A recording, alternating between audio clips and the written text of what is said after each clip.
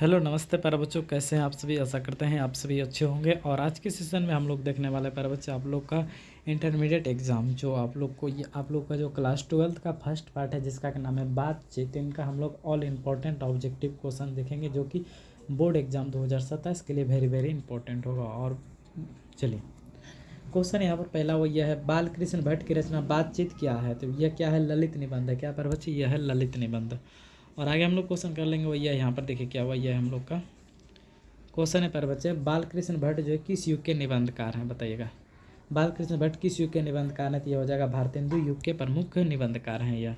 और आगे हम लोग क्वेश्चन यहाँ पर करते हैं। आगे क्वेश्चन है, मनुष्य की बातचीत का उत्तम तरीका क्या है। मनुष्य के बातचीत का उत्तम तरीका क्या है, तो यह हो जाएगा अबाक होकर अपने से बात करना, यानी कि डी ऑप्शन बिल्कुल करेक्ट हो जाएगा जी। और आगे हम लोग क्वेश्चन यहाँ पर भैया है, संवाद में सबसे महत्वपूर्ण क्या है। तो संवाद में सबसे महत्वपूर्ण है प्यारे बच्चे आत्मीयता। क्या है, आत्मीयता है, सी ऑप्शन हो जाएगा। चलिए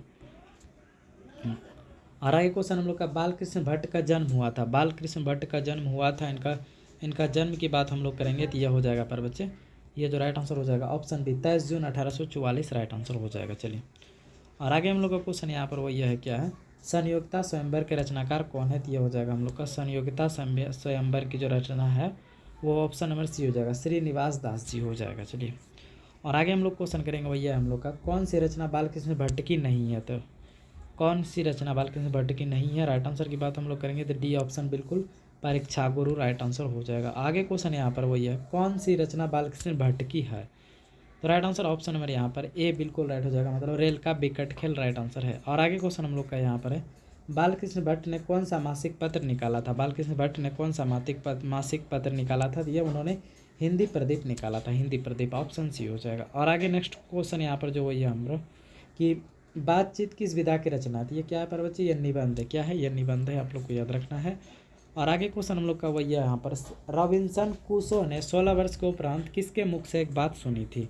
तो यह हो जाएगा फ्राइडे, ऑप्शन ये हो जाएगा। चलिए आगे, बातचीत शीर्षक निबंध के निबंधकार कौन है, तो यह है बालकृष्ण भट्ट जी हैं, आपको याद रखना है। और आगे क्वेश्चन हम लोग का है, बातचीत के माध्यम से बालकृष्ण भट्ट क्या बतलाना चाहते हैं। तो हो जाएगा बातचीत की शैली, बातचीत की शैली, ए ऑप्शन करेक्ट हो जाएगा। चलिए और आगे, भट्ट जी को किसने अंग्रेजी साहित्य के एडिशन और स्टील की श्रेणी में रखा था। तो यह हो जाएगा हम लोग का right answer option number C हो जाएगा। क्या हो जाएगा, रामचंद्र शुक्ला हो जाएगा। चलिए और आगे हम लोग का क्वेश्चन यहाँ पर वो है, बालकृष्ण भट्ट का निवास स्थान कौन सा है, बताइएगा।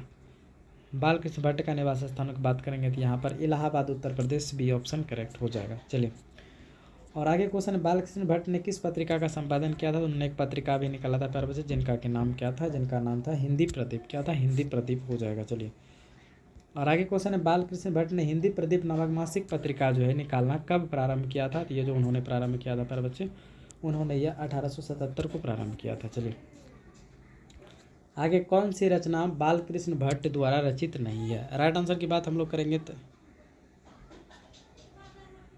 यह हो जाएगा यहाँ पर 100 अजान 100 जान हो जाएगा। और आगे क्वेश्चन हम लोग यहाँ पर करेंगे वही है हम लोग का, देखिए क्या है नेक्स्ट जो क्वेश्चन हम लोग का वो यह है यहाँ पर, नाटक के प्रारंभ में होने वाले मंगल पाठ को क्या बोलते हैं। तो उनको हम लोग नांदी पाठ बोलते हैं। क्या बोलते हैं प्यारे बच्चे, नांदी पाठ हम लोग उनको बोलते हैं। आगे, रॉबिन्स क्रूसो को कब तक मनुष्य का मुख देखने को नहीं मिला था। तो यह हो जाएगा 16 वर्ष तक नहीं मिला था। कितने वर्ष तक नहीं मिला था, 16 वर्ष तक नहीं मिला था प्यारे बच्चे। चलिए और आगे हम लोग क्वेश्चन करेंगे वो ये हम लोग का, बोलने से ही मनुष्य का रूप का साक्षात्कार होता है, यह किसने कहा था।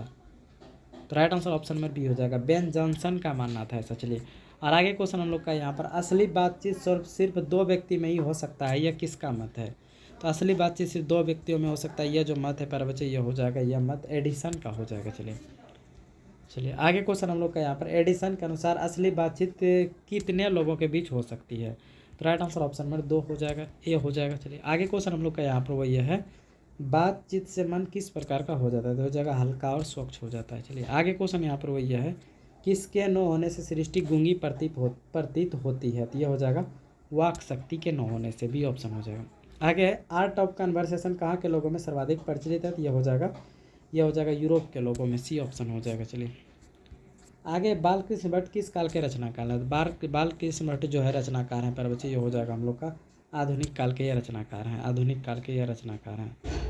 चलिए तो तो फाइनली प्यारे बच्चों, आप लोग को ये कैसा लगा वीडियो जरूर बताइएगा, और वीडियो अच्छा लगा तो वीडियो को लाइक करके जरूर शेयर कर दीजिएगा। मिलते हैं, और लाइव क्लास में आना चाहते हैं प्यारे बच्चे, सभी बच्चे चैनल को ज्वाइन कर लीजिएगा। तब तक के लिए जय हिंद, वंदे मातरम।